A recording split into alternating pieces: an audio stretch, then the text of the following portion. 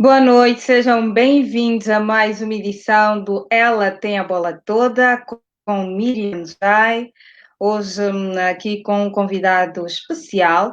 Vamos falar com um dos melhores narradores portugueses e também da lusofonia, Fernando Eurico, da Antena 1 de Portugal, que hoje será o nosso convidado aqui no espaço Ela Tem a Bola Toda, para contar-nos as suas histórias, a sua vivência desportiva. Por isso, partilhe agora mesmo este vídeo, chame os seus amigos, chame a família, que vamos hoje conversar com Fernando Eurico, narrador português da Antena 1. Partilhe este vídeo para que mais pessoas possam assistir, chame os seus amigos e vamos juntos fazer este programa. Sabe que também pode participar, pode escrever ali comentários, perguntas, questões que queira fazer ao nosso convidado da noite, o narrador português Fernando Eurico. Gratos somos por estar ali do outro lado, por você estar ali a assistir, e sem mais demoras eu vou já colocar na tela também o nosso convidado para que também vocês o possam saudar. Uma questão de segundinhos e já temos o Fernando Eurico. Boa noite, bem-vindo ao espaço Ela Tem a Bola Toda. Boa noite, Miriam, e obrigado pelo convite e por mais esta possibilidade de poder partilhar as experiências e também, no fundo, os sentimentos que vamos tendo ao longo da nossa profissão e desta em particular, que é tão apaixonante. Muito bem. Antes mesmo de começarmos a conversar, é regra no nosso programa que o nosso convidado apresente o seu bilhete de identidade, ou no seu caso, o seu cartão de cidadão. Queremos saber do seu nome completo, onde é que nasceu, a idade, se não for indiscrição. Claro que não. Como dizem aí, sou cota, tenho 54 anos, nasci em 1966. No dia 11 de fevereiro de 1966, portanto tenho 54 anos, chamo-me Fernando Eurico Correia Guedes e nasci numa cidade do interior de Portugal, no interior norte, é a região vinheteira por excelência, onde se faz o famoso vinho do Porto, que a peso da régua é a minha cidade, é o meu orgulho, tenho muito orgulho de ser de onde sou. E basicamente é isso. Há uma curiosidade em relação ao meu nome, porque é um nome estranho, muita gente me pergunta porque é que me chamo Fernando Eurico, é um nome que não é muito habitual, e tem uma razão de ser, é que a minha madrinha chamava-se Fernanda e o meu padrinho chamava-se Eurico. Ora, como eles não podiam dar o nome Fernanda Eurico, passou tudo para o masculino. Essa é a história do meu nome. Muito bem, muito bem. Fernando, já conhecemos o seu cartão de cidadão, agora queremos saber como é que começa essa sua aventura, essa sua trajetória pelo jornalismo e saber se sempre trabalhou com jornalismo desportivo. Não trabalhei exclusivamente com jornalismo da área de desporto, ou seja, os primeiros 3 anos da minha carreira foram na redação geral, a fazer sociedade, política, cultura, ciência e tudo, e mais alguma coisa, porque comecei precisamente numa rádio local, uma rádio da minha cidade, a Rádio Alto Douro, que pertencia à antiga RDP, portanto à Antena 1, e nas rádios locais nós temos que nos multiplicar, temos imensas tarefas, mas eu era o redator principal, era eu que apresentava os noticiários, mas depois no tempo que sobrava dava uma ajuda ao desporto, fazia programas musicais, gravava spots publicitários e, portanto, foi um bocadinho por aí, ou seja, comecei logo desde o início a encarnar aquilo que nós todos devemos ter na profissão, que é sermos multifacetados e podermos responder aos desafios que as nossas próprias empresas também nos colocam. E porquê que eu comecei na informação geral? Porque o meu pai foi futebolista, era guarda-redes, e como morreu de uma forma dramática, estava a falar comigo e tombou, teve um ataque cardíaco fulminante, tal e qual como o Miklos Ferrer, se estarão recordados, e por isso a morte do Miklos Ferrer me marcou profundamente. O meu pai foi exatamente a mesma coisa, teve uma morte parecida, estava a conversar comigo no meu primeiro dia de escola preparatória, e tombou portanto foi uma situação extremamente dramática e eu disse para mim próprio que nunca mais ia querer saber do desporto. A verdade é que a vida e o percurso traíram, enfim, essa promessa que eu tinha feito. Porquê? Porque, tal como disse, trabalhava numa rádio em que os recursos humanos eram muito reduzidos e só tínhamos uma pessoa a fazer futebol. E esse colega um dia ficou doente e então entregaram-me uma batata quente na mão que era substituí-lo. Eu tentei não ir, mas não havia hipótese. Eu acabei por ir fazer um jogo de futebol e a coisa correu tão bem que a seguir continuei e depois a sorte bafejou-me, porque a sorte também, costuma-se dizer, protege os audazes. E um dia, para a Antena 1, houve um jogo da Taça de Portugal entre o Vila Real e o Futebol Clube do Porto, e eu fui fazer esse jogo. O jogo estava 0-0, quase até ao final, e portanto a Antena 1 deu uma oportunidade de fazer relato durante cerca de 10 minutos na Antena Nacional, e aquilo correu tão bem, que no dia seguinte o diretor de desporto da Antena 1 no Porto, o Oscar Coelho, que de resto é natural de Angola, de Luanda, tal como a esposa dele, que são das pessoas mais fantásticas que eu conheço, convidou-me para vir para a Antena 1 no Porto e assim, digamos, começou a minha aventura ao mais alto nível. Muito bem. De lá não mais parou. É verdade, nunca mais parei e sinto um grande orgulho, uma grande satisfação, porque ao fim de 34 anos de atividade, por isso é que os meus cabelos já estão brancos, continuo a acordar e com a motivação de como se fosse o primeiro dia de trabalho. Eu posso dizer-vos que ainda esta tarde fiz os noticiários do desporto da Antena 1. Amanhã às 5 da manhã já estou a pé para ir fazer amanhã, porque é um período de férias e há poucos colegas para poderem trabalhar. E eu, antes de entrar no teu programa, Miriam, e de partilhar isto com todos os nossos telespectadores e todos aqueles que nos vão seguindo, estive a preparar a edição da manhã, já tenho tudo na cabeça, aquilo que é possível pensar e depois a atualidade que vai surgindo naquele momento, não é? Mas eu sou assim, sou muito metódico, faço as coisas com um gosto tremendo, porque eu acho que o segredo está nisso, é motivar-me para cada dia, apesar do cansaço, apesar da saturação, mas perceber que é sempre especial, nenhum noticiário é igual, como nenhum relato de futebol é igual, como nenhuma reportagem é igual. Há sempre um encanto que nós descobrimos em qualquer situação profissional. E isso é que os meus companheiros de trabalho questionam muitas vezes, dizem, já andas aqui há tanto tempo, já devia estar a tirar o pé do acelerador, mas eu não, eu continuo a meter o pé até ao fundo, sem poder travar, porque no dia em que eu sentir que não acontece isto, que perdi aquele brilhozinho no olho, aquela paixão por aquilo que faço, confesso-vos que digo à minha empresa para fazer as contas e vou fazer vinho para a minha terra. Muito bem.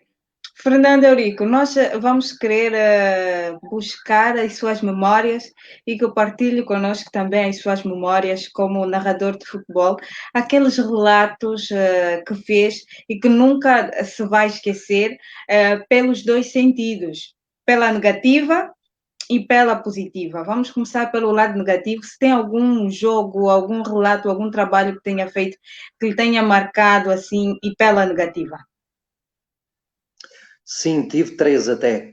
Esse que eu falei do jogo entre o Vitória e o Benfica, em que o Mikosfer faleceu.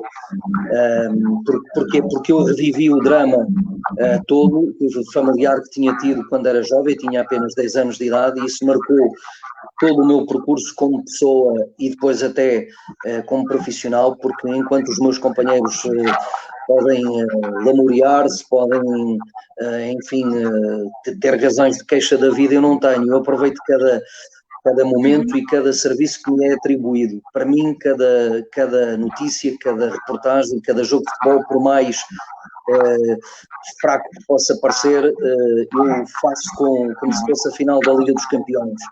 E acho que esse é o segredo, é valorizar sempre aquilo que nós fazemos e que temos à mão, porque há sempre maneira de poder fazer a diferença mesmo nos jogos que não são tão apelativos. Depois foi a final também, neste caso, foi a final da Taça Intercontinental entre o Futebol Clube do Porto e o Once Caldas em 2004, porque aconteceu 15 dias depois de falecer a minha mãe. Eu tinha uma grande paixão pela minha mãe, uma grande ligação a ela, e ela morreu de uma forma também dramática, porque foi operada ao coração 2 vezes e conseguiu sobreviver, mas depois morreu de uma infecção no hospital. Eu achei a situação tão ingrata, tão injusta, sobretudo injusta, para ela e para nós, claro, para a família, que quando estava a fazer a narração do jogo, tinha um pequeno ecrã ao lado e olhei nos penaltis para os olhos do Pedro Emanuel e ele fez um olhar como quem diz, se eu marcar sou maior, se eu falhar vai ser uma desgraça. E eu percebi que aquele olhar continha algo de dramático também. E eu disse, se o Porto perder estes penaltis, porque tinha jogado muito melhor nos 90 minutos que o adversário, durante o tempo regulamentar, se o Porto perdesse seria uma injustiça. E comecei a perceber que o Pedro Emanuel, se falhasse, ia haver ali outra injustiça, e neste caso seria uma injustiça desportiva. Que vale que ele marcou e, portanto, digamos que esse jogo ficou marcado por um misto de sensações. E ainda houve um outro, que foi no Estádio do Dragão, no ano em que o Porto foi campeão, posteriormente porque deu a volta sobre o Benfica de Jorge Jesus, o célebre jogo em que o Jorge Jesus ajoelhou no Estádio do Dragão. Eu fiz o relato desse desafio e do gol do Kelvin, estão recordados aos 90+2, depois vim cá fora ouvir adeptos e eu e um companheiro de trabalho, o Manuel Augusto, que era técnico de som, fomos agredidos violentamente por cerca de 10 adeptos do Futebol Clube do Porto. Tivemos que receber assistência no hospital, o meu próprio colega nunca mais quis trabalhar, meteu a reforma, eu no ar disse que nunca mais faria desporto, porque aquilo era um meio de eu fazer o que gosto e não um meio para ser violentado.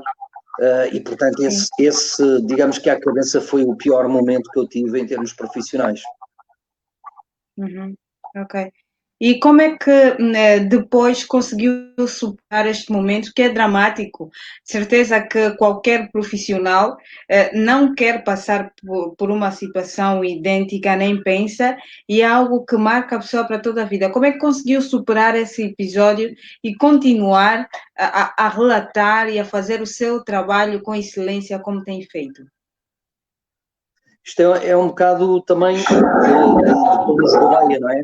Felizmente, na altura, tive bons companheiros de trabalho que me tiraram essa ideia da cabeça, disseram que eu só tinha a continuar, que isto faz parte da nossa profissão, e infelizmente vai acontecendo, não são frequentes, mas por vezes acontece, e tudo aconteceu porque eu estava a entrevistar adeptos do Porto e eles se implicaram com a bola vermelha, porque a bola de vento da Antena 1 é vermelha e com os dizeres brancos. Não foi eu que escolhi isso, foi a minha empresa. E, portanto, eles achavam que era da Benfica TV e começaram a implicar com o meu companheiro de trabalho, eu tentei auxiliá-lo e, portanto, acabamos os dois por apanhar, mas eles também levaram alguns, isso também é verdade. Mas isso marcou porque eu achei que não queria mais fazer em Portugal relatos de futebol, nem coberturas desportivas, porque não era aquilo que eu esperava. E ainda por cima o Porto ganhou. Imagino se tivesse perdido, não é? Em vez da violência que exerceram, podia ter sido muito pior. Mas as pessoas, digamos assim, fizeram uma cabeça. O próprio presidente do Conselho de Administração da minha empresa, da RTP, telefonou-me no dia seguinte. A direção de informação da Antena 1 foi também espetacular no apoio que deu, e sobretudo a família, não é? Porque sabem da minha paixão e perceberam que se eu o abandonasse ia ser infeliz. Podia ficar feliz momentaneamente, 1, 2, 3 meses, mas depois a saudade ia bater, a paixão ia bater, e portanto o melhor foi encarar. A verdade é que os meus próprios chefes confiaram tanto em mim que na semana seguinte marcaram o Passos de Ferreira Porto, que acabou por ditar o título de campeão nacional para o Futebol Clube do Porto, e eu passei pelo meio dos adeptos sem qualquer temor. Aliás, devo dizer isto porque isto é a mais pura verdade, Eu recebi mensagens fantásticas de muita gente. Houve até um governante português que também comentou a situação, mas as mensagens que mais me tocaram foram mensagens diretas do Porto que não se reviam naquele tipo de comportamento. E ganhei mais amigos virtuais, digamos assim, nesse episódio, do que eventualmente ainda em toda a carreira. E, portanto, foi isso, foi aceitar a situação e dar o passo em frente. O processo ainda continua na Polícia Judiciária, foi um processo de crime contra desconhecidos, mas como não conseguimos identificar ninguém, era de noite, era escuro, aquilo foi 1 minuto e meio de terror, e portanto, quando estamos em terror absoluto, ninguém consegue fixar o que quer que seja, né? Quer é safar a pele. É isso. Mas ainda bem que teve esse apoio todo e continuou a fazer o seu trabalho que tanto nos alegra. Vamos olhar agora para memórias que tenha de relatos que fez e que lhe marcaram pela positiva. Sim, esse eu tenho muito mais, evidentemente, mas vou ter que ser criterioso e escolher, desde logo, o facto de, na minha carreira até agora, ter feito todas as finais internacionais onde estiveram equipas portuguesas, exceto o Benfica-Chelsea, que se realizou em Amsterdão. Aí a minha empresa quebrou, digamos, o protocolo, que era nas finais europeias dividirmos as equipas, um colega de Lisboa, um do Porto, independentemente dos clubes que fossem à final, mas aí não sei porquê quebraram o protocolo e por isso é que eu não tenho o pleno, e até porque nos jogos em que o Futebol Clube do Porto esteve envolvido e o Sporting de Braga em finais europeias, e até o Sporting com o CSK, é verdade, eu também fiz essa final, foi sempre tudo dividido.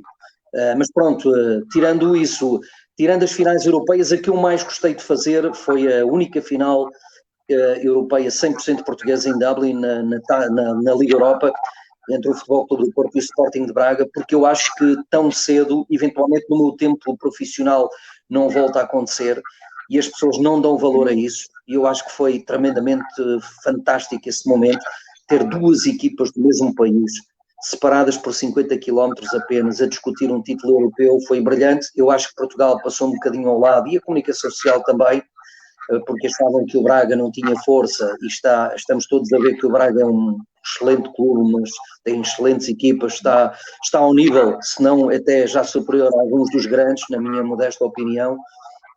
E o Futebol Clube do Porto, que era um habitué nas finais europeias, mas fiquei com a sensação que não foi dado o devido valor. E para mim esse é um momento marcante. Depois, claro, foi a minha primeira final europeia, que foi em Sevilha, quando o Porto ganhou a antiga Taça UEFA, com o José Mourinho, em 2003, 2004, com o Celtic, foi um jogo espetacular. Eu fiz com o meu companheiro Nuno Matos, estávamos completamente encharcados de suor, porque estavam perto de 45 graus para aí, os mosquitos tombavam à nossa frente na banca de imprensa, tontos com o calor, bebemos 3 garrafas de água de 1,5 litro durante o desafio, mas foi a primeira vez, foi a primeira final e, portanto, essa ficará para sempre marcada. Claro, a Intercontinental, porque foi a última vez que se realizou daquela maneira e, portanto, nenhum jornalista de rádio a fez, a não ser eu, entrei para a história por esse motivo também. E depois guardo num cantinho muito especial os Jogos Olímpicos, porque eu já fiz 6 edições consecutivas dos Jogos Olímpicos. Aliás, nesta altura deveria estar em Tóquio, se não fosse o maldito vírus, não é?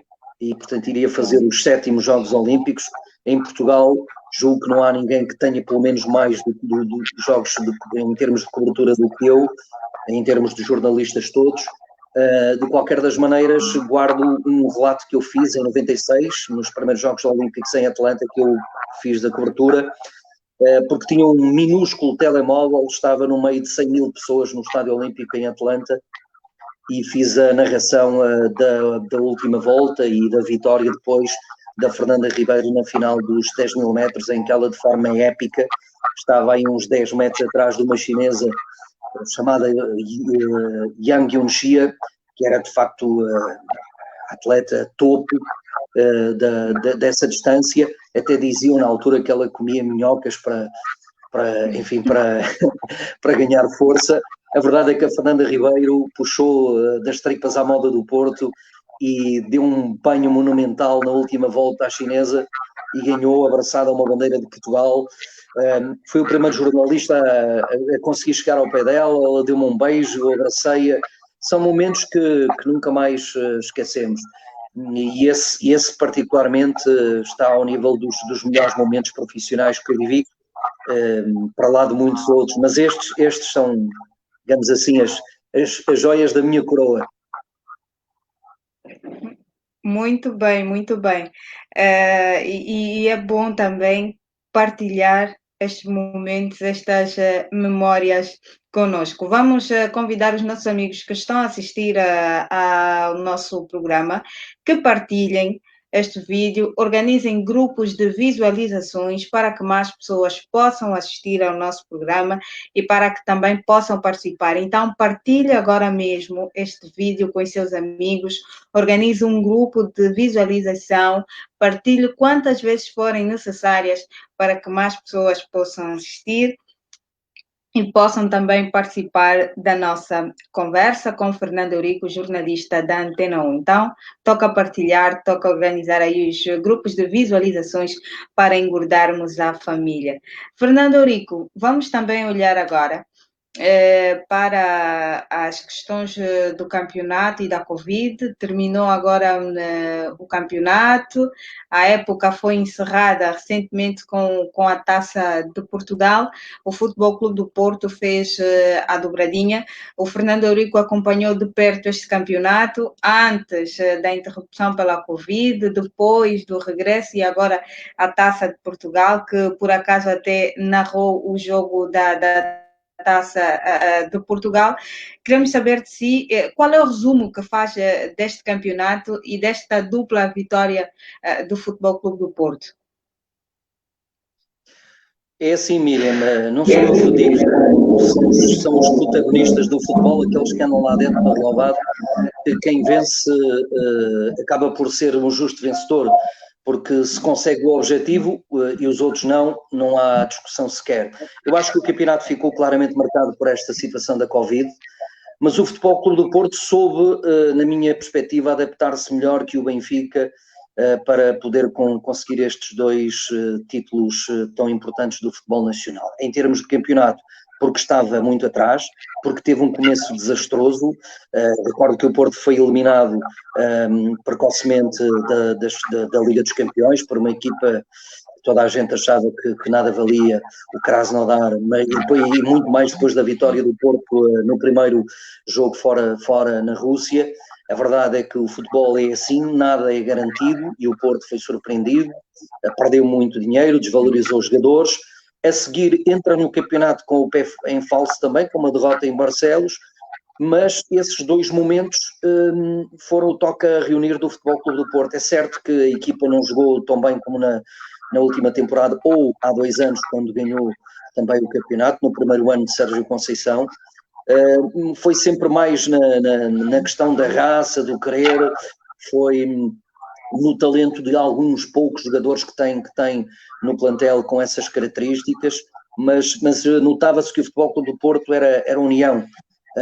E o Benfica, na minha perspectiva, e a história também vai mostrando isso, lida mal com o sucesso, na minha opinião, porque o Benfica teve uma vantagem tal que já toda a gente, inclusive toda a família do Futebol Clube do Porto, desde os comentadores aos adeptos, enfim, aos próprios discursos dos jogadores e até do próprio treinador, se percebia que não tinham arreado, que não tinham atirado a toalha ao chão, mas que as coisas estavam extremamente complicadas e de repente tudo mudou.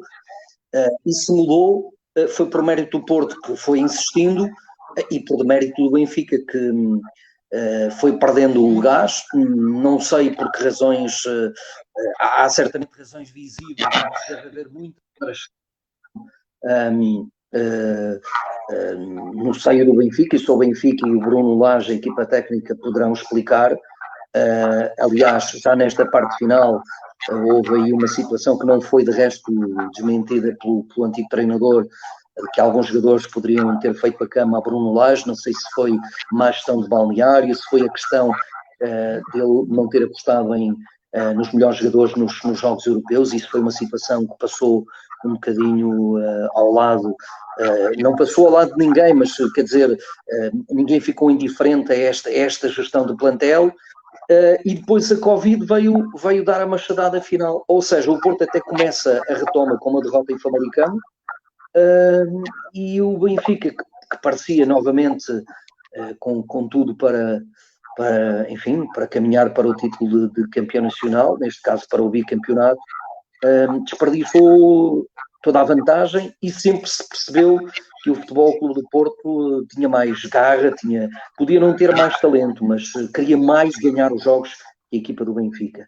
E isso foi o reflexo que se transformou depois com a vinda do Nelson Veríssimo, porque era da equipa técnica, e eu tenho sempre esta ideia, não é desprestigiar ninguém, porque até acho que o Nelson Veríssimo vai ter o futuro como treinador principal, porque é calmo, é uma pessoa que sabe ler bem o jogo, que parece ter empatia com os jogadores, que nas questões do treino também tem qualidade, mas quando um adjunto pega na equipa principal, não sei porquê, raramente não me consigo lembrar de grandes casos de sucesso. Porquê? Porque os jogadores estão habituados a ver aquela era a figura 2, passa a 1, então se o outro não servia, vai servir este. É logo o que os jogadores pensam, porque os jogadores pensam assim como toda a gente também vai pensando, não é? E isso transmitiu-se para a final da Taça de Portugal. Houve sempre mais vontade do Futebol Clube do Porto desde o primeiro minuto em querer ganhar a taça. O Benfica só acordou a partir dos 60, 65 minutos para a discussão quando já estava a perder por 2-0. Não aprendeu a lição. O Benfica sabia que o Porto era fortíssimo nas bolas paradas e o Porto marcou de forma completamente fácil, digo eu, fácil, para nós que estamos à distância. Certamente isso é mérito do Porto, porque soube estudar as debilidades do adversário e concretizar. E depois o Benfica foi naquele desespero final, reduz de penalti e depois até manda uma bola oposta e podia ter levado o jogo para prolongamento, mas notou-se, e foi essa sensação com que eu saí de Coimbra, que o Futebol Clube do Porto queria mais ganhar aquela taça que o Benfica, que os jogadores do Benfica.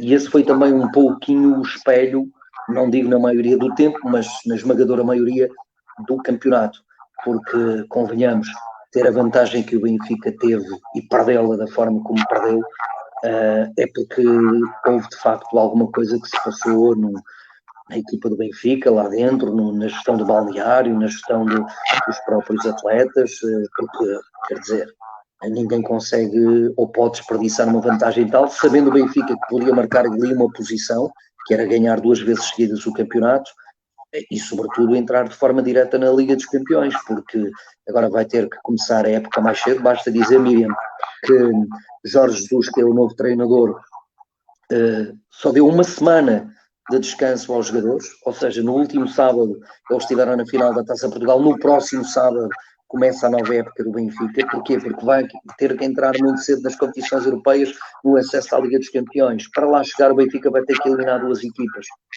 Nunca se sabe quem pode calhar, e portanto foi como o Futebol Clube do Porto na época passada, e portanto todos sabemos que mesmo o Benfica estando mais desafogado que os outros adversários em termos financeiros, pelas vendas que teve ultimamente, mas o dinheiro da Liga dos Campeões continua a ser fundamental, e portanto para o Benfica não está garantido, para o lado do Futebol Clube do Porto está, até para ter mais desafogo em termos da gestão do início da temporada. O Futebol Clube do Porto vai ter agora umas semanas ainda largas de descanso, enquanto que o Benfica vai começar já, ou seja, os jogadores vão dizer assim, mas eles tiveram um período da Covid para descansar, mas eles trabalhavam, eles também nas férias costumam trabalhar, e portanto, mas não desligam ali um bocadinho o fio à corrente. Eu acho que os jogadores não são máquinas, têm que desligar também, têm que passar ali, nem que sejam 15 dias, 3 semanas, completamente, mesmo cuidando do físico, porque faz parte das tarefas do futebolista, mas tem que desligar a ficha, porque senão dão em maluquinhos, não é? E os jogadores do Benfica vão ter apenas esta semana para desanuviar a cabeça e entrar já na próxima época, não é? Exatamente. E vamos continuar a olhar para a próxima época, já com esta contratação do Benfica, que traz novamente Jorge Jesus.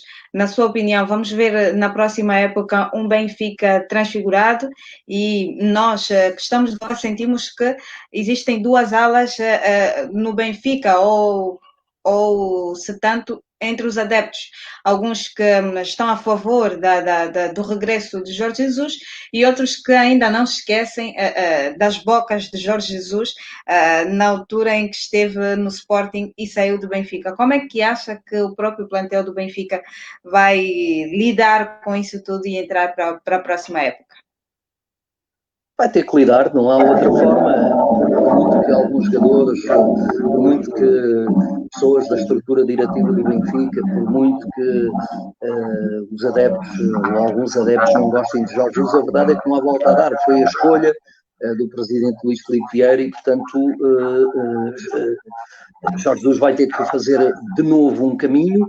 Todos sabemos que é um caminho ambicioso. Jorge Jesus, até pela própria postura que tem no banco, na forma como comunica, se percebe, é uma pessoa elétrica, exigente, que quer sempre o máximo e, portanto, não tenho a mínima dúvida que ele vai cobrar dos jogadores. É um treinador, na minha perspectiva, que sabe potenciar muito bem as características dos futebolistas, que mesmo aparentemente podendo ser às vezes grosseiro na forma, porque há relatos e há reportes disso, de ser um treinador que parafusta muito com os jogadores, que às vezes leva até a linguagem até ao limite, digamos assim, do tolerável, mas isso é para puxar pelos jogadores. É um treinador que tem uma grande veia psicológica e, portanto, não tenho a mínima dúvida que o plantel do Benfica, aquele que começar a nova temporada, vai ter um outro ar, vai ter uma outra postura. É um treinador, não estou a dizer que os outros também não cobrassem, mas Jorge Jesus faz questão de vincar isso. Agora, é evidente que Jorge Jesus, tal como ele disse na apresentação, não tem nenhuma varinha mágica. O facto de ser um treinador ambicioso e estar habituado a ganhar, ou pelo menos a lutar para ganhar mais vezes para terem sucesso, nada lhe garante. Vamos ver agora a resposta que o Benfica vai dar no mercado. Aparentemente, se vier o Everton Cebolinha, que é de facto um craque, o Benfica fica já com um grande ativo para a próxima temporada. Resta saber quem vai sair, quem vai entrar. É tudo muito precoce ainda. Porquê? Porque o Jorge Jesus também só consegue ter sucesso se tiver grandes jogadores, como qualquer treinador, ou então vai ter que fazer como fez Sérgio Conceição, que é pegar naqueles que ninguém queria. O próprio Porto não queria, porque no primeiro ano do Conceição os despachou, ou antes tinha-os despachado para outras paragens, e depois teve que pegar em blocos de cimento e transformá-los em diamantes.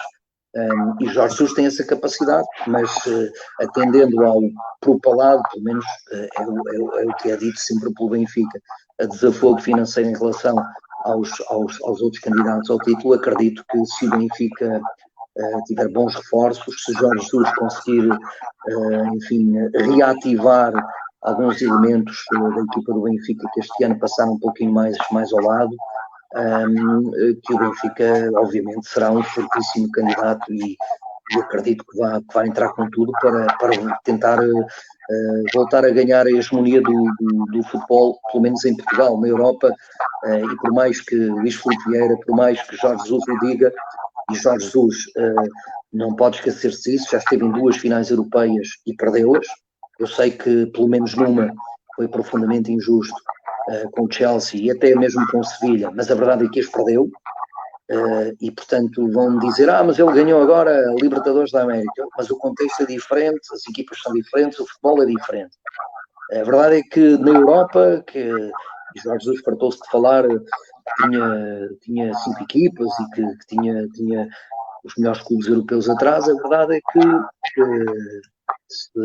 voltou ao Benfica. E, portanto, agora, acredito que em termos europeus nem Benfica, nem Porto, nem Sporting, nem Braga, nem nenhuma equipa portuguesa tão cedo vão poder aspirar a um patamar mais alto. Eu acho que, por exemplo, uma presença numa final, quando digo final, estou a falar da Champions, não da Liga Europa, que eu acho que é mais acessível até ao futebol português, mas na Champions League, perante os tubarões, perante esta torrente de dinheiro e de contratações absolutamente astronómicas que alguns clubes vão fazendo, torna-se extremamente complicado a um clube português que está habituado a gerir tostões em relação a esses clubes, em ter que potenciar jogadores, ou seja, de os descobrir e depois fazer dinheiro com a venda deles, que possa algum clube chegar tão depressa a uma final, pelo menos da Liga dos Campeões. Agora, a ambição tem que estar lá e é bom que Jorge Jesus ponha essa fasquia, tal como o Sérgio Conceição ou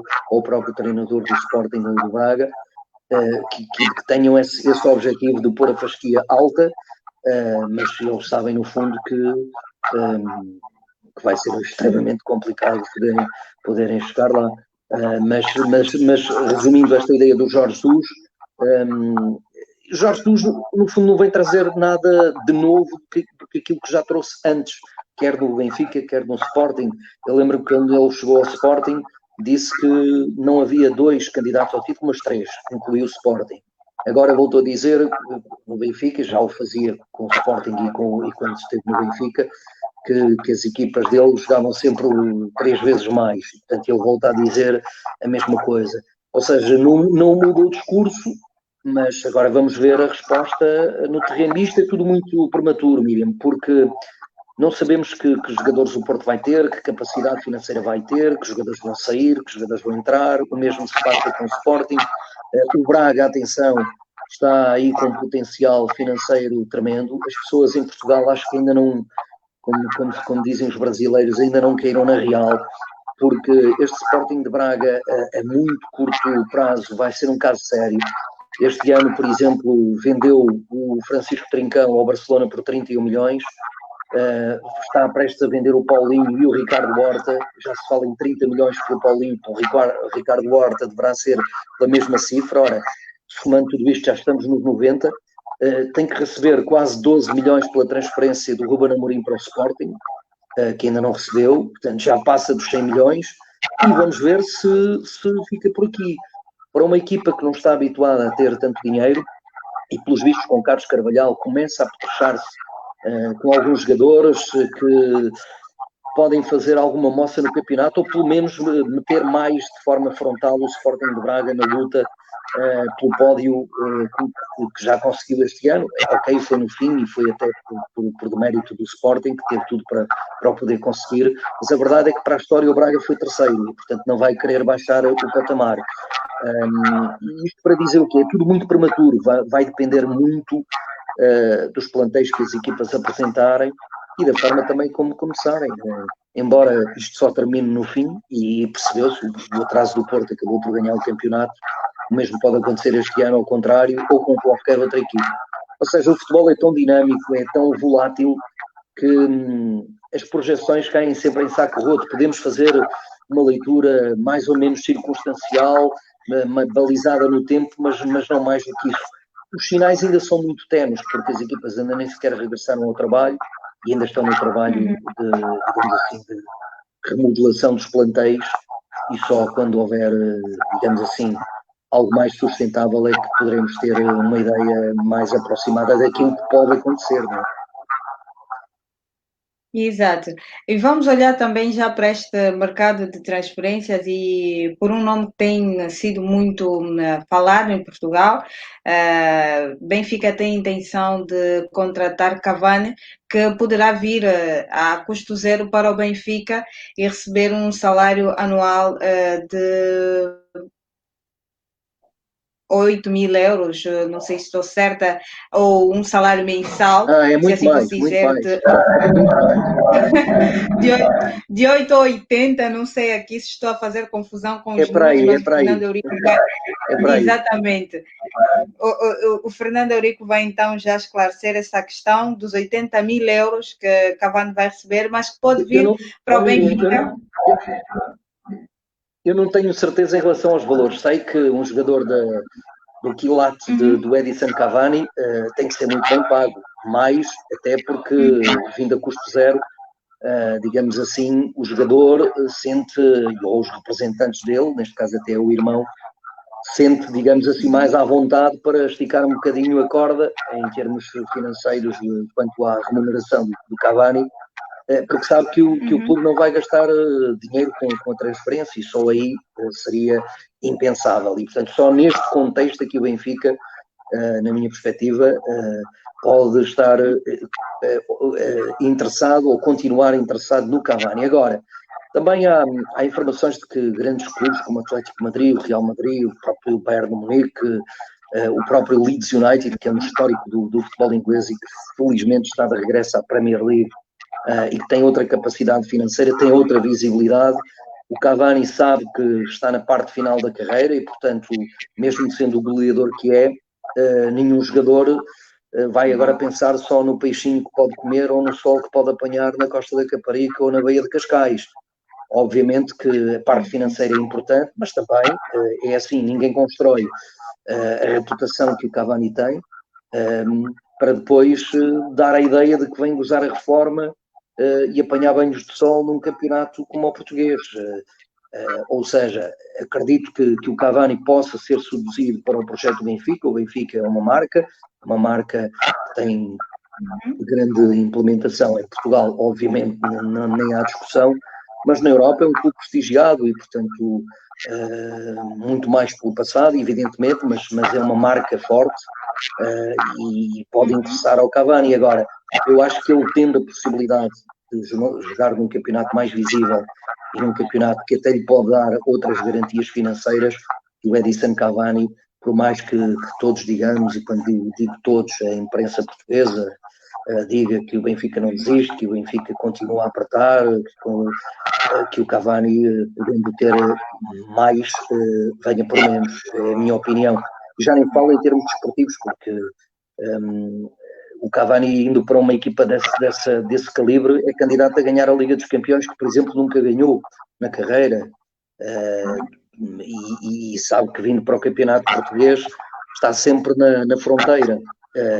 Não é a mesma coisa do que jogar em Espanha, ou que jogar em Itália, ou em Inglaterra, ou na Alemanha, ou até em França, mas em França ele já conhece, não é?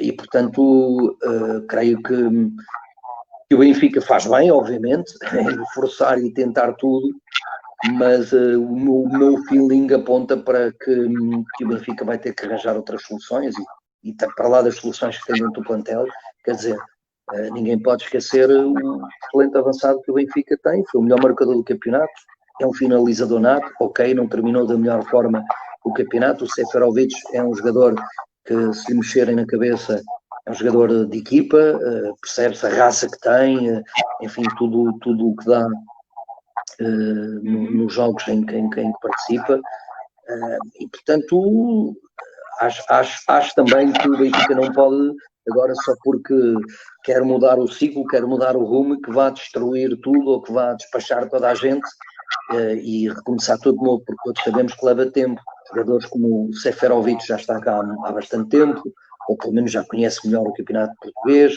o próprio Carlos Vinícius, mesmo antes do Benfica, já passou por outras equipas em Portugal e, portanto, também já conhece um pouquinho a realidade. O Cavani a vir e a palpar terreno, como se costuma dizer, por muito que assista a jogos de futebol pela televisão, por muito que pessoas lhe soprem ao ouvido, que o campeonato português e que o Benfica é sedutor, o jogador só estando cá e percebendo isso é que pode tirar ilações, mas a partir do momento em que se comprometa, aí já não há volta a dar, não é? Mas Cavani, obviamente, estaria para o campeonato português, não era só importante para o Benfica, obviamente, porque ia dar um poder de fogo e ao nível do merchandising, certamente, mas sobretudo era também reforçar um pouquinho mais a imagem do campeonato português, da Liga Portuguesa, lá fora, porque o campeonato que teve Peter Schmeichel, que teve Iker Casillas, que teve jogadores como Nico Gaetan, como Radamel Falcão, como Jackson Martínez,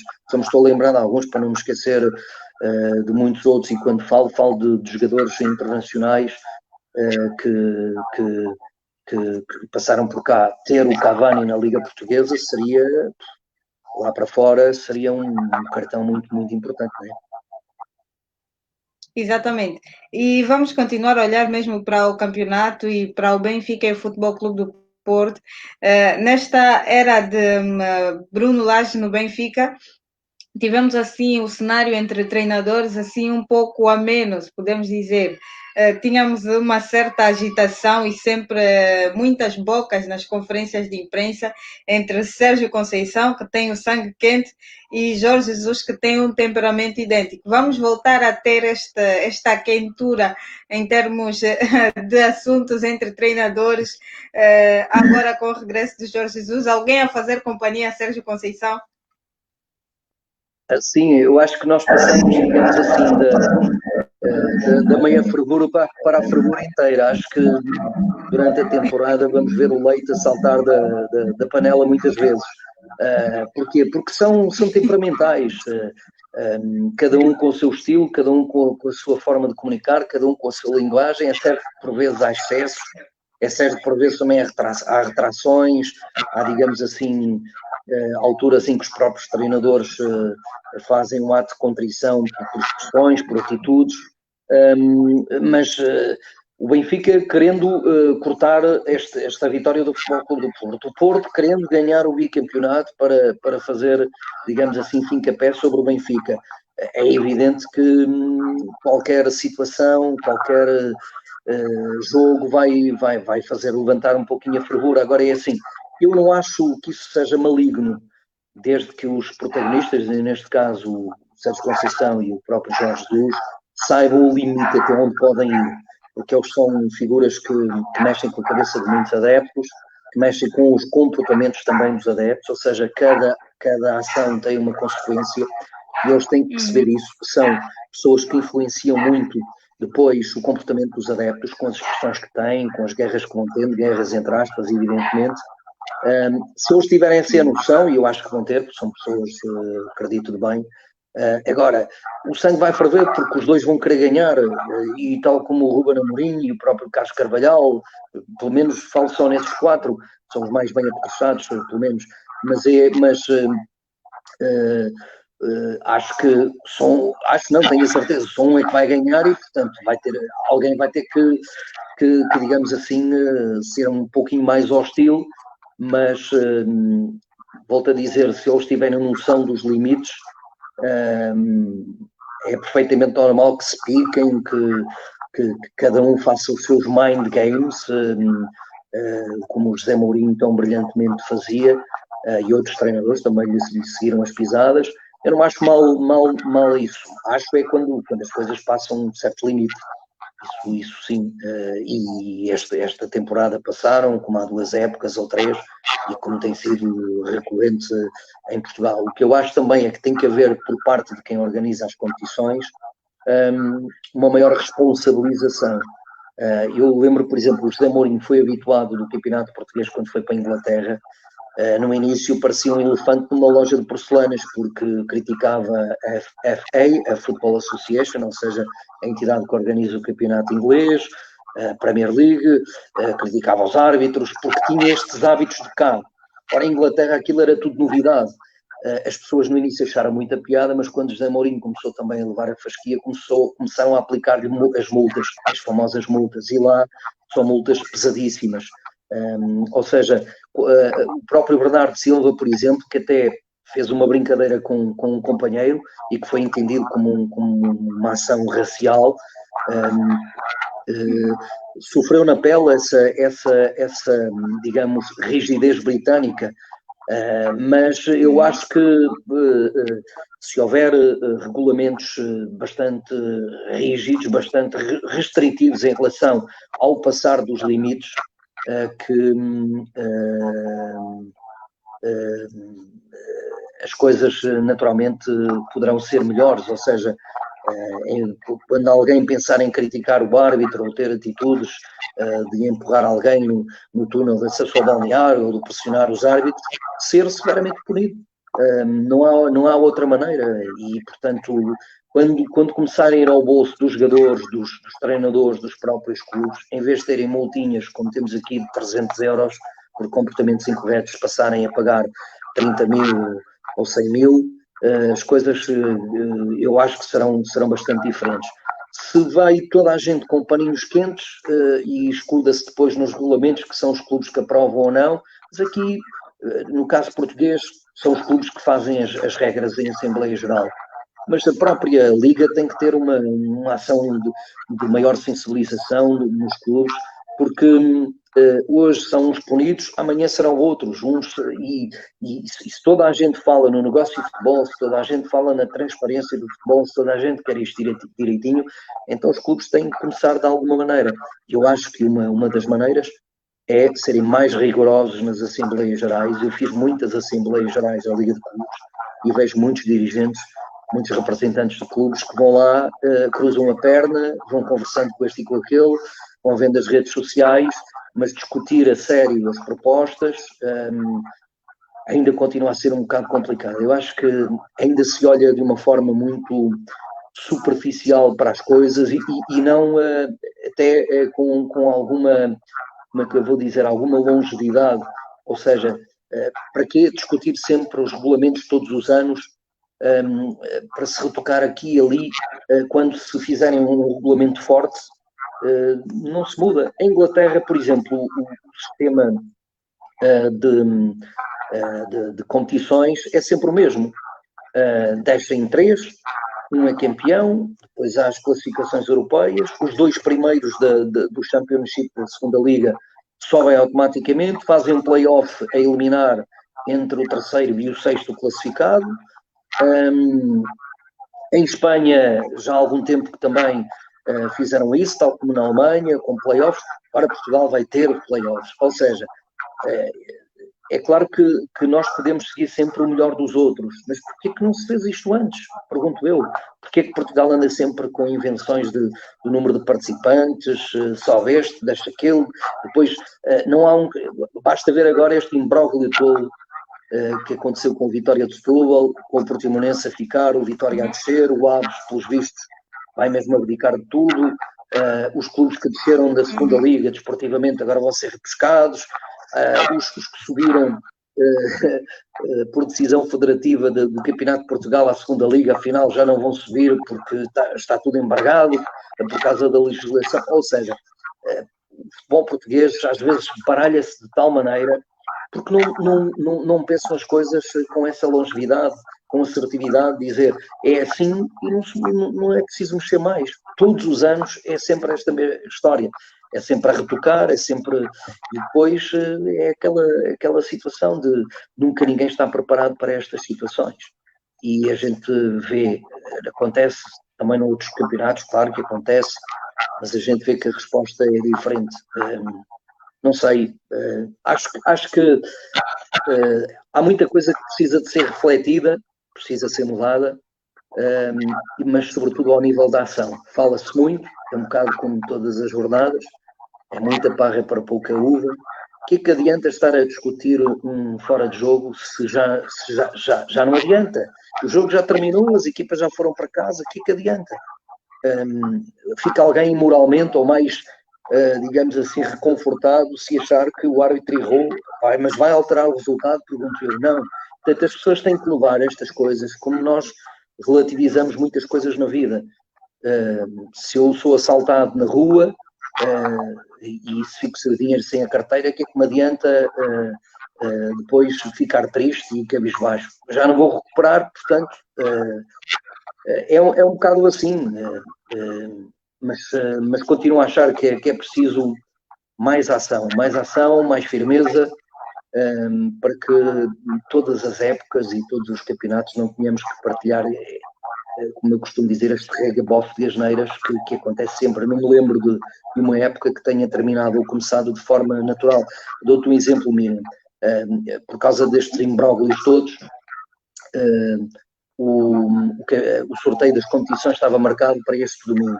Ou seja, os clubes iam ficar a saber quase com um mês e meio qual seria o calendário de toda a época desportiva, pelo menos de campeonato. Por causa destes imbróglios, passou tudo para os finais de agosto. Ou seja, os clubes vão saber praticamente 15 dias antes com quem é que vão jogar no início do campeonato. Eu acho que isso é absolutamente inacreditável quando vemos, e dou sempre o exemplo de Inglaterra, porque para mim é a nação futebolística que tem melhor organização, é muito mais bem organizada que todas as outras. Por exemplo, Taça de Inglaterra. Acaba o último jogo da eliminatória, no estádio onde decorre esse jogo, faz-se o sorteio logo imediatamente da ronda seguinte. Aqui passam semanas até sabermos quem joga com quem. O campeonato inglês, o sorteio deve estar a sair, como acontece noutros países. Nós vamos ficar 15 dias antes a saber quem é que joga com quem. Pois os clubes, obviamente, querem fazer programações, querem ver a questão da bilheteira, da bilhética, como eles gostam de dizer. Os próprios adeptos querem organizar a vida em relação ao acompanhamento de alguns jogos. E depois é tudo o que está à volta, as agências de viagem, enfim, as unidades hoteleiras, todo o negócio que o futebol gera. Gostava de poder antecipar isso, não é? E não consegue, ou pelo menos vai ser tudo em cima do joelho, não é? E nesse aspecto, por exemplo, a Federação Portuguesa de Futebol dá 100-0 à Liga Portugal, que é muito mais organizada, está muito mais estruturada, mais profissionalizada, em termos de seleções, de representações nacionais, não falha nada. Já não falo do Campeonato de Portugal, que também houve imbróglios, mas depois há aqui um choque de regulamentos da Liga que não são iguais aos regulamentos da Federação. Isto é uma coisa que só contado, não é? Como é que duas entidades têm regulamentos diferentes e depois não se entendem quando uma passa de um patamar para o outro e outra desce para o outro? Não consigo perceber, confesso, por mais que às vezes tente perceber, há coisas que não têm explicação, e Portugal sempre foi assim e sempre assim será, não é? Porque isto depois é o jogo dos poderes, enfim, é o que é. Sim, senhora. E vamos também já olhar, Fernando Eurico, para a final da Liga dos Campeões, que vai ser disputada em Portugal. Qual é a expectativa para esta final da Liga dos Campeões neste cenário de pandemia? E também depois já falar do regresso das competições, do campeonato. Uma questão que tem sido muito questionada também é se já haverá condições para o retorno dos adeptos aos estádios de futebol. Olha, até começava por aí, Miriam, porque acho que é uma questão absolutamente pertinente e que está a ser muito discutida. Ainda hoje houve uma conferência precisamente sobre o futebol no pós-Covid-19, o futebol e a economia, porque são coisas que estão também associadas. E a conclusão a que eu cheguei, até no próprio noticiário que eu hoje apresentei, que o poder político tem uma visão mais cautelosa em relação ao futebol.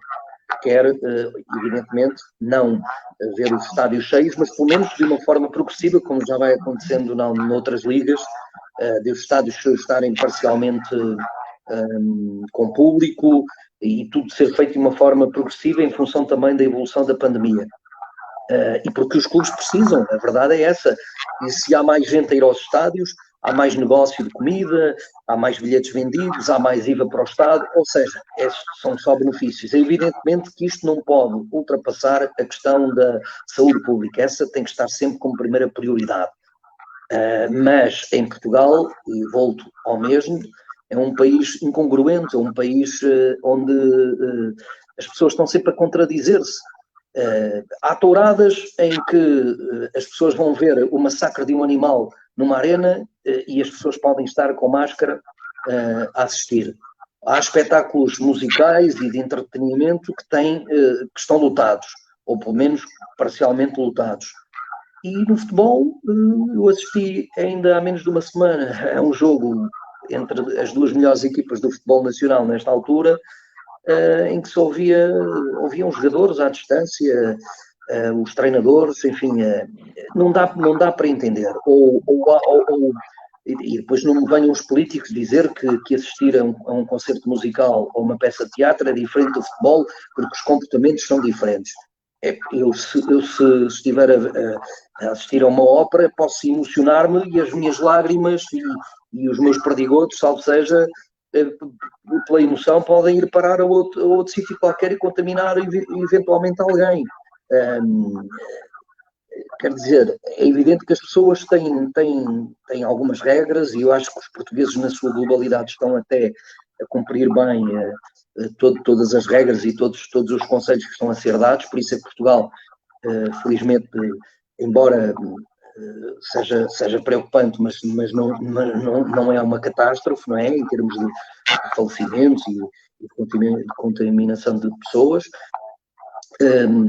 Mas quer dizer, não pode haver medidas diferentes, porque a ideia que passam é que os governantes só estão disponíveis para entregar as taças, para ficarem na fotografia quando há sucesso desportivo, e depois nestas coisas o futebol já é diferente, gera emoção. Eu tanto me emociono a ver um filme no cinema, como me posso emocionar a ver um jogo de futebol.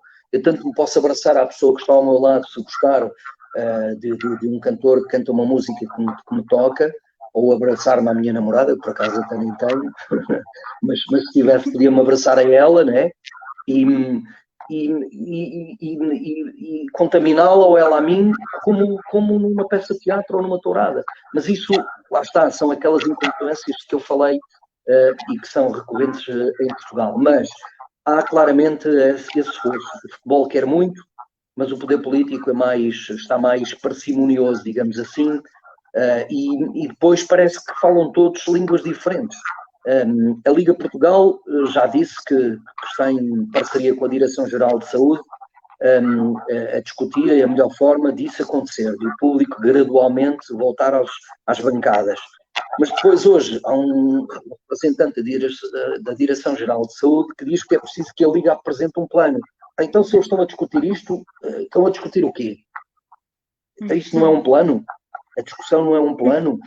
Então, quer dizer, quem é que percebe de saúde? Não é a Direção-Geral de Saúde. Quem tem que impor algum plano é a Direção-Geral de Saúde, não é a Liga, não é a Liga de Clubes, que vai dizer como é que as pessoas, como é que sabem fazer as coisas.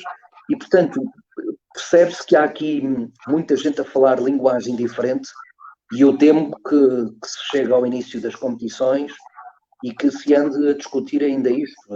E, portanto, não sei que os clubes necessitam urgentemente de incoming, como dizem os ingleses, de dinheiro fresco. É certo que não podem esquecer a pandemia, mas alguma coisa tem que ser feita, tal como na economia portuguesa, não é só o futebol. E portanto, vamos ver o que é que isto vai dar. Em relação à Liga dos Campeões, curiosamente, nesta altura, está a ser recebido em Lisboa, está a ser recebido o troféu, que vai ser entregue pela segunda vez no Estádio da Luz, é lá o palco designado para a grande final. Isto para Portugal, obviamente, que é um bom sinal, ou seja, aparentemente as instâncias desportivas internacionais, e no caso a UEFA, até confia mais, confia mais na organização portuguesa, mesmo sem público, mas todos sabemos que os adeptos das principais equipas europeias vêm a Portugal, mesmo não possam entrar no estádio, vão obviamente andar pela cidade e, portanto, o risco também aumenta exponencialmente. Mas aí parece que os políticos ficaram todos contentes, os nossos governantes ficaram todos contentes, porque a grande montra do futebol vem a Portugal e, no caso específico, à capital portuguesa. Mas aí já não há problema de contágios. Enfim, confesso, Miriam, não dá para entender, e às vezes até evito falar sobre estas situações, porque há aqui muita incongruência e eu não gosto disso, nunca gostei na vida. Gosto que as coisas sejam limpinhas. Quer dizer, o que é que interessa dizer que Portugal recebe a final da Liga dos Campeões se depois olhamos para as nossas competições e é só entraves? Não percebo. Não se protege o que é nosso e protege mais a montra, claro, que depois para a fotografia vão aparecer lá todos. Enfim, logo vemos o que é que isto vai dar. Mas a Champions League, os campeonatos pararam, vamos ver qual vai ser a resposta. É evidente que muitos clubes estiveram a trabalhar um pouquinho para este objetivo, mas falta-lhes a competição, falta-lhes o ritmo, eventualmente. Eu imagino, por exemplo, o Campeonato Espanhol até foi dos últimos a terminar, mas o próprio Real Madrid, que para mim continua a ser o grande favorito à conquista da edição, porque Zidane é de facto um excelente treinador e o Real Madrid com pezinhos lá, como quem não quer a coisa, vai estar lá. E há sempre o Atlético de Madrid, aquela equipa chata que também está sempre nas decisões, não é? O Bayern de Munique será sempre uma equipa a ter em linha de conta, mas até pelo emparelhamento eu estou curioso por ver a resposta da Atalanta de Bergamo, que é uma equipa que eu gosto muito, tem excelentes jogadores, não teve uma parte final do campeonato tão boa como se esperava, mas é uma equipa que pelo emparelhamento até à final pode chegar lá e tenho essa curiosidade, mas vamos ver. Eu, me dissessem em quem eu gostaria no Real Madrid. Não sei porquê, há aquelas coisas que não se explicam. Eu até nem tenho qualquer simpatia pessoal pelo Real Madrid. Quando digo pessoal, quer dizer, não, gosto do futebol espanhol, gosto do Real Madrid, do histórico que o Real Madrid tem, de alguns jogadores que tem, sobretudo o treinador que tem. Mas não é, pessoalmente, não é daquelas equipas que me puxa. Mas acho que vai ganhar, é um feeling que eu tenho, se calhar vou estar errado, mas logo vemos, não é? Exato. E temos aqui uma mensagem também de um dos internautas que nos acompanha e diz que o Fernando Eurico é o seu ídolo no relato desportivo e pede para o Fernando Eurico falar da sua paixão pelo Arsenal e pelo handball. Sim, e até posso juntar aí o badminton, que é também uma modalidade que eu gosto muito, embora nunca tenha praticado, mas sou um seguidor fiel e gosto muito de vários atletas. E nos Jogos Olímpicos tive a oportunidade já de conhecer alguns dos meus ídolos. Recordo-me que nos últimos Jogos Olímpicos, no Rio de Janeiro, tive a oportunidade de conhecer a Carolina Marin, que para mim é top, é a melhor atleta de badminton. As chinesas são muito fortes também, algumas japonesas, mas a Carolina Marin quebrou ali o paradigma dos asiáticos. Afinal, também há europeias que conseguem ter um grande nível, tal como, por exemplo, os atletas dinamarqueses, que têm um grande histórico e que vão fazendo também alguma moça aos asiáticos, que são claramente os dominadores de badminton, mas conheci o Lee Chong-wei, um malaio que mexe as medidas. Agora gosto muito também de outros atletas, mas ter apertado a mão ao Lee Chong-wei foi fantástico. Do handball, porque fui praticante de handball e, portanto, sempre tive o gosto da modalidade. Mais tarde tive a oportunidade de fazer 2 campeonatos do mundo, um deles no Japão. A primeira participação portuguesa foi eu que fiz a cobertura. Conheci também alguns dos meus ídolos da altura, o Iñaki Urdangarin, que agora está em Maus Lençóis, e que pertence à família real espanhola, mas era o grande craque da seleção espanhola. Lembro-me do Talant Tuspaev, que era um uzbek naturalizado espanhol, a quem eu fiz uma entrevista e fiquei nas nuvens, que ele era considerado o melhor jogador mundial. Enfim, a Rússia, que tinha grandes jogadores, o Egito, com grandes tradições. Foi uma grande oportunidade. E depois porque também na outra ocupação que tenho, na Sport TV, no canal de desporto que há em Portugal, de ter feito mais de 150 jogos em direto de handball, do campeonato português, até da própria seleção nacional, e portanto é uma paixão que ainda por cima eu posso senti-la na profissão. Portanto, não há, é uma conjugação perfeita. O Arsenal é a conjugação sublime, está acima das nuvens, porque há quem considere, Miriam, que os jornalistas são blocos de cimento e que não podem sentir. Essa é a situação mais errada de quem está do outro lado. Os jornalistas são pessoas normais, como qualquer cidadão, que têm sentimentos, que têm preferências.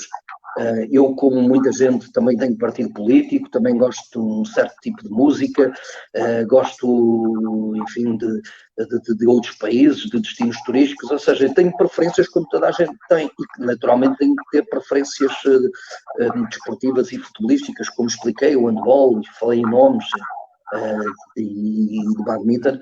O Arsenal foi uma paixão que me arrebatou. Tinha eu 14 aninhos, portanto era muito verdinho, e estava a assistir a uma final europeia que o Arsenal perdeu, com o Valência nos pontapés de penalti, depois de 0-0 no tempo regulamentar, e eu fiquei completamente siderado por ver uma equipa com um equipamento diferente, que a manga era diferente do resto da camisola, os números eram diferentes, a forma como eles jogavam direta, sempre em busca da baliza, os cânticos que vinham das bancadas, os jogadores no final a chorarem, agarrados uns aos outros, ou seja, foram sinais que me fizeram perder de amores pelo Arsenal de Londres.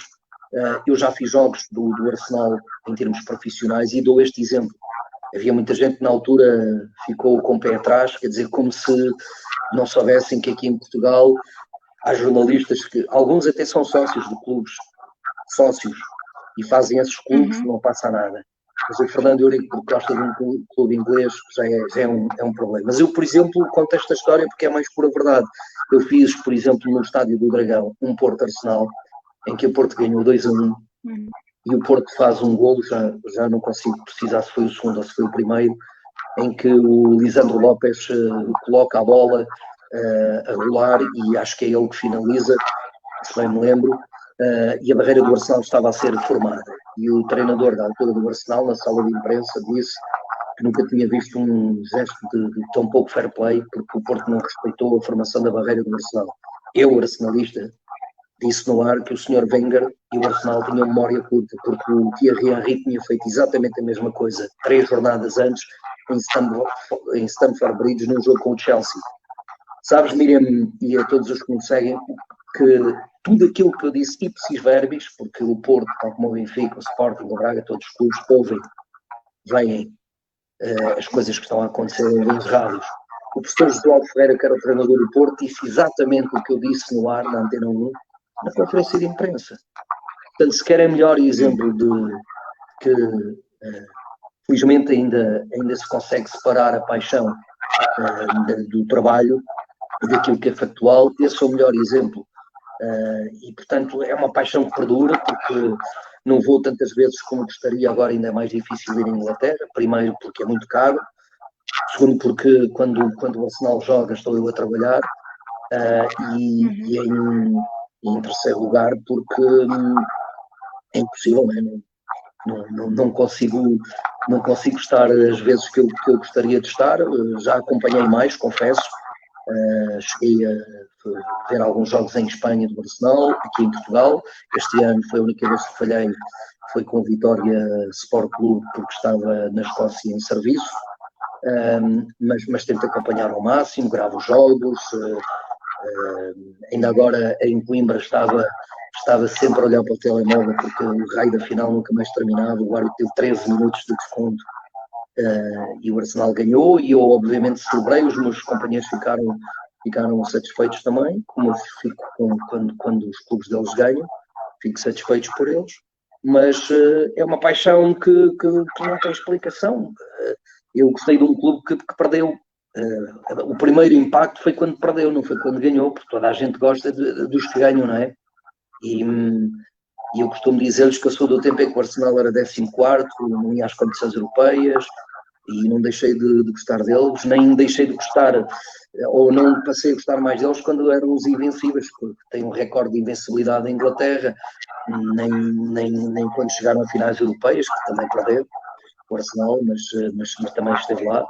A final da Champions em Paris, eu fui lá, e levei a maior lição da minha vida, porque estava a chorar junto a um muro no final. O Arsenal perdeu 2-1 com o Barcelona, do Frank Rijkaard, do Ronaldinho Gaúcho, do Samuel Eto'o, dessa super equipa, mas o Arsenal com menos um desde os 17 minutos a 10 do final estava a ganhar 1-0 com um gol do Sol Campbell, e depois perdeu 2-1.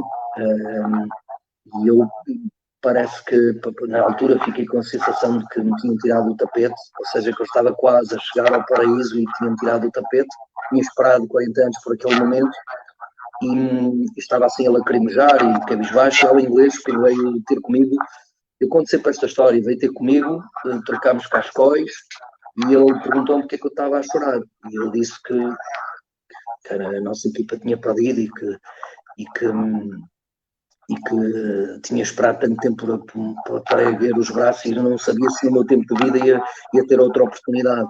e ele deu uma maior lição de vida desportiva, bem ao estilo inglês. Eu, Tuga, a dar a alma a Deus, né? Quase a entregar a alma a Deus, porque tinha perdido um jogo, e ele disse, mas esquece, para a semana jogamos outra vez e já vamos ganhar. O Arsenal ganhou. E eu recordo sempre, porque essa é que é a atitude que deve ser correta, né? Claro que ele também estaria triste, estaria pesaroso, mas sempre com o espírito de já não adianta, já terminou. Nós sentimos representados por 11 jogadores no terreno de jogo, não é? E só eles é que têm que fazer magia, não somos nós. Portanto, não depende de nós, da nossa vontade, do nosso querer. Às vezes queremos empurrá-los lá para a baliza, mas só depende deles, não depende de nós. E isto para dizer o quê? Que acho que é perfeitamente normal. Vão dizer assim, mas não gostas de nenhum clube em Portugal. Todas as pessoas que me conhecem sabem disso. Eu não tenho preferência por nenhum clube português, porque o futebol português desencantou-me desde há muito tempo, pelos comportamentos, pela forma como se vive o jogo, pela forma como não se disputa o jogo, enfim, por muitas coisas juntas. Mas é como eu digo, cada um pensa o que quiser, que a mim dá-me igual. Muito bem. Fernando Eurico, muito obrigada por ter partilhado aqui este serão de quarta-feira conosco. Foi realmente uma conversa muito agradável, muito rica, com um dos melhores narradores portugueses e da lusofonia, mas nós não nos vamos embora sem antes pedir ao Fernando Eurico que deixe uma mensagem para todos os telespectadores do programa Matabicho da TPA, uma mensagem que vamos passar no programa Matabicho para todos os seus fãs que acompanham o seu trabalho aqui em Angola, em Moçambique, Cabo Verde, na Guiné-Bissau. Qual é a mensagem que gostaria de deixar? Ousar é sonhar. Sonhar, depois de sonhar, vem a realidade.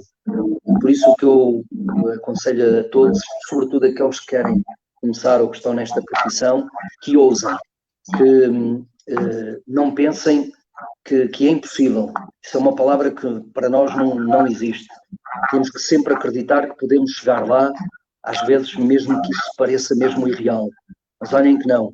Eu nunca na minha vida pensei ser jornalista, muito menos da área do desporto, chegar ao patamar profissional a que cheguei, mas cheguei. E se eu cheguei, todos os outros podem chegar. Porquê? Porque ousei, porque acreditei, porque investi, porque fui em frente, porque acreditei.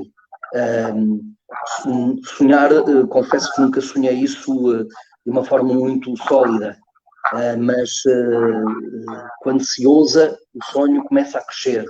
E depois vem a materialização desse sonho, que é fazer tudo aquilo que eu vos contei durante esta conversa tão agradável.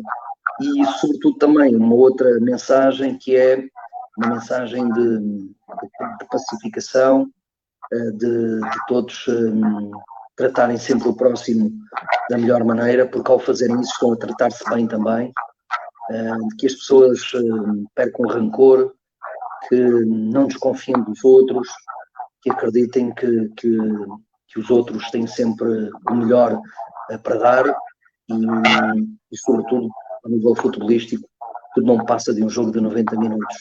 Tudo o resto já não interessa muito. Muito bem. E para terminar mesmo a nossa conversa, nós vamos pedir que o Fernando Eurico dê assim um cheirinho de um relato e já de Portugal a marcar um golo. Queremos ouvir o grita que é golo. Não vamos sair daqui sem ouvirmos um cheirinho do grita que é golo. Sim, senhora, então vamos lá, vamos imaginar, sei lá, Portugal-Croácia, que é já um dos próximos jogos da Seleção Nacional frente à Croácia para a Liga das Nações. Aí vai a Seleção Nacional de Portugal, em busca outra vez do título da Liga das Nações conquistado no Estádio do Dragão. A Portugal, o detentor do troféu, está a chegar frente à Croácia, que é vice-campeã mundial. Atenção, aí vai Portugal. A bola está no Danilo, na zona central do relvado. Vai rodar a bola para a direita, a bola vai para o pé mágico. Já de Bernardo Silva, está Bernardo Silva, vai tricotando, vai para a linha de fundo, vai cruzar, já cruzou. Atenção, corta a defensiva da Croácia, a bola vai no rechaço para o Ronaldo e vai bomba, atirou! Grita! Grita que a gol é de Portugal, é de todos nós! Gol!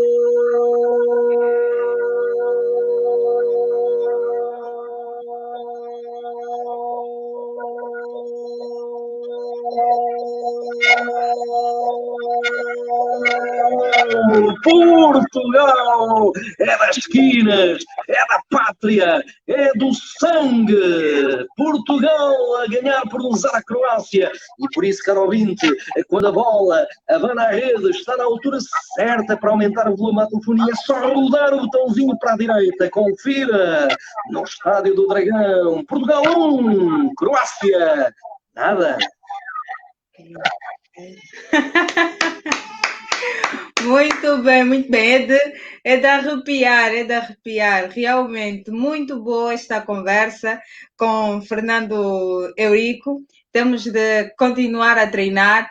Nós, os novos jornalistas a trilhar este caminho do jornalismo desportivo, temos que beber muito dos mestres e continuar a treinar para um dia conseguir fazer um relato de futebol com esta qualidade, porque não é para amadores realmente. E qualquer dia eu pergunto ao Fernando Eurico em off qual é o segredo, que eu quero chegar até ali também. Muito obrigada, Fernando Eurico. Não há segredo. Não há segredos. É só deixar fluir. Tá bem, então já tem um segredo, deixar fluir. Vamos ensaiar para chegar até ali. Muito obrigada. Deixar o coração falar. Muito bem, muito bem. Mais uma vez, obrigada por aceitar o nosso convite para estar conosco neste serão de quarta-feira, no espaço Ela Tem a Bola Toda. Foi uma conversa muito rica, foi bom beber da sua experiência, da sua vivência a nível do futebol português e conhecer futebol, e nós vamos continuar aqui do outro lado, sempre a acompanhar o seu trabalho e a ouvi-lo através das ondas da Antena 1 e também pela Sport TV, a acompanhar as narrações dos seus jogos. Tudo de bom e nós continuamos aqui do outro lado a torcer que tudo corra bem. Sorte para todos, saúde sobretudo e um grande beijinho para ti, Miriam. Muito obrigada. Vou agradecer também a todos que estiveram acompanhando Eurico, narrador português da Antena 1 e também da TV. Já sabe que na próxima quarta-feira estaremos de volta com outro convidado no espaço Ela Tem a Bola Toda. Se ainda não curtiu a página, curta a página para estar por dentro de todas as novidades e acompanhar este espaço. Agradecer também à empresa Sport Winners, nossa parceira na produção deste programa, uma empresa virada à realização de eventos desportivos e agenciamento de atletas e técnicos desportivos. Um beijinho grande do Fernando Eurico e da Miriam Jai. Na quarta-feira tem mais Ela Tem a Bola Toda. Tchau, tchau.